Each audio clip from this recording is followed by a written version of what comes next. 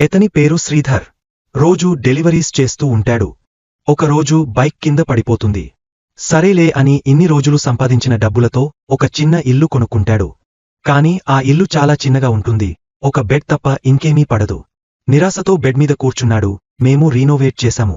First galvanised steels తో ఒక bed ఫ్రేమ్ను తయారు చేశాము. దాన్ని వుడ్తో కవర్ చేశాము. ఇప్పుడు ఒక సాఫ్ట్ బెడ్ను వేశాము.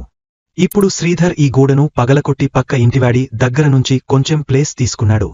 ఒక ఇన్సైడ్ ఏసీను తయారు చేసి ఒక పెద్ద వార్డ్రోబ్ను తయారు చేశాము. పక్కన ఒక వర్కింగ్ డెస్క్ ను పెట్టాము. బెడ్ కింద ఒక కిచెన్ టేబుల్ను పెట్టి ఒక సింక్ మరియు ఒక ఇండక్షన్ స్టవ్ ఇంకా ఒక మినీ ఫ్రిడ్జ్ ను పెట్టాము.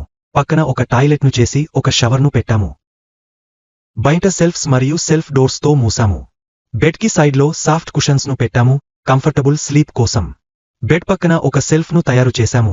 కొన్ని బుక్స్ మరియు ఒక సాకెట్ ను పెట్టాము ఫోన్ ఛార్జింగ్ పెట్టుకోవడానికి.